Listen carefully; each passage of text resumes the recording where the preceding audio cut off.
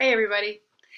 I wanted to do a touch base video sort of thing because you have your writing assignments coming up. So I wanted to go over that with you and just make sure that everybody understands. Okay. Let me move this out of the way.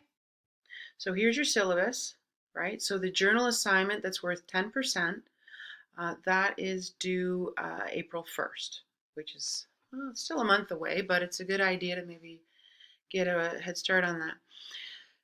So the journal assignment involves students' written reflections on the course material.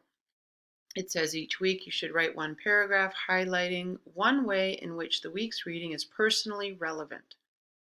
Then you're going to select 5 paragraphs that best represent what you found of greatest value to you in the course. Then you add an introductory paragraph and you add a concluding paragraph. Have a 2-page maximum, please. Plus a reference page if you have a reference page. You do not need to have a reference page, okay? You do not need to reference the text, the cite text, but anything else you do, okay?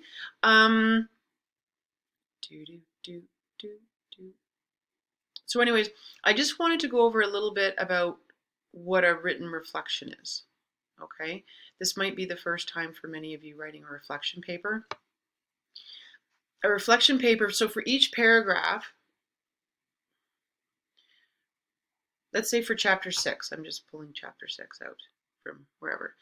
If there was something that you found interesting, or something that kind of made you went, go, wow, that's really cool, then mention what it is and then tell me how that applies to you, how it's relevant to you, how it kind of made you went, wow, do not teach it to me. Do not summarize whatever the concept is. I know most of the concepts in the textbook, so don't teach it to me. A reflection is when you mention what it is, and then it's your thoughts, okay? Your thoughts, your perspective. It's about what you think, right? So I have a couple of examples here. I'm going to get it in here.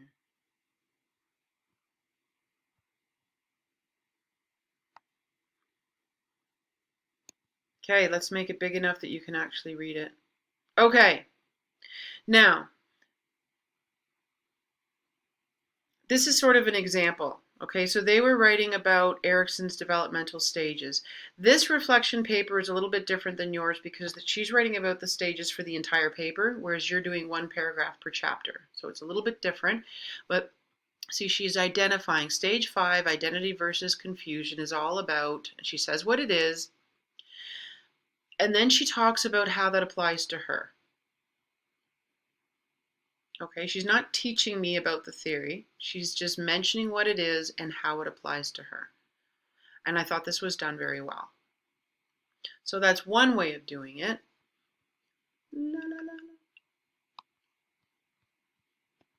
Those were examples from her own life, right?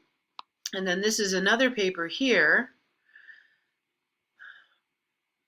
So this person, this was about the chapter on intelligence, not from your book, from a different course. Okay, so they were talking about intelligence, and this person had very strong views on standardized testing. And there's this one test which they didn't talk about in the book. Okay, they didn't talk about it in the text, but it's about intelligence testing. So he's talking about the standardized NNAT for admission to gifted kindergarten programs, which he's very much against. So anyways, he wrote his reflection on standardized tests and his ideas and his thoughts on them and why they're not good, and he made an argument for this. Okay, that's another thing you can do. If there's something in a chapter that you disagree with or you think is not a good idea or whatnot, you can certainly just spend the paragraph telling me about that. Okay? All right, so hopefully that makes it very clear.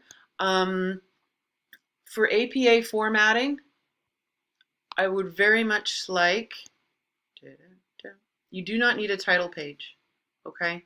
Just put the title. You can put your name and your student number in the corner. I do want you to look up APA formatting. This is not necessarily the best because you should have had page like P period 75. Anyways, look up the APA formatting. You can see, just Google it and you can copy it if you're going to reference. You do not need to. Okay, it's not necessary. And you can use phrases like I this, I think, that sort of thing. Okay, is there anything else that we need to talk about for this paper? I'm going to make sure everybody knows where it is, because I will get a paper, an email asking. If you go into assignments, there's the bonus lab 1 and 2. Congratulations to the 36 and 38 people who got them in. That's fantastic. Good for you. The journal assignment is here.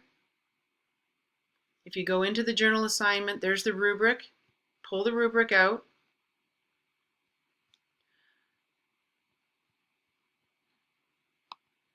Now, what I would like you to do, oops, I've moved it around too much here. One thing I would like you to look at, okay? I have to mark based on this rubric. Structure and organization is do you have an introductory paragraph? Do you have a concluding paragraph? The structure of your writing. Okay, sentence structure, paragraph structure, no spelling mistakes, no grammar mistakes. A good idea if your grammar is not quite up to snuff or your spelling, well, you can spell check. Try Grammarly. Okay, Grammarly. Just Google it. You'll find it. There's a free download that you can use. And then write your paper and then stick your paper in it, and it's going to check your grammar. You should not have grammar mistakes at this university level. You really shouldn't. And if English is not your first language, you need to have a program like Grammarly and put it into the Grammarly and get that checked. Okay? So if you do a decent job, it meets expectations, you're going to get a 1.5. If you send it to me filled with mistakes, you're going to get a 1 or a 0. Fantastic job, you get a 2. Clarity is the clarity of your writing. Okay, the language is clear and expressive. Abstract concepts are explained accurately. Adequately clear explanation of ideas. You're going to get a 2. If you do a fantastic job over and above, you're going to get 3. And less if you don't. Depth of reflection. This is really important. This is 5 marks out of your 10.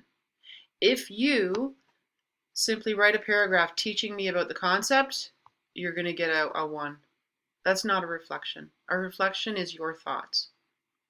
What are your thoughts, your perspectives? The depth of the reflection, if you just say, oh, this is really interesting, that's not deep. You gotta go a little deeper than that and talk about it, okay? So if you do a good job, decent, you get a 3. If you do a great job, you get a 4. If it's like really profound, you get a 5. Okay, so write your paper and then you look at your paper and mark your own with this abstract and make sure, with this rubric, and make sure that you've got all the little boxes ticked here. Okay, awesome. And then you're going to upload it in OWL in the same spot where you uploaded, well, some of you uploaded the bonus assignments. Okay, put it into OWL. Have it in by the due date. If you're late, I do have to deduct, I think it's 2% per day. If you have if you're filling out an SRA, a student reported absence, then that's different, but it needs to be done by that date. Okay, or I think within 48 hours. Okay, great. Well, good luck with that. I look forward to reading them, and yeah. Talk to you soon. Bye-bye.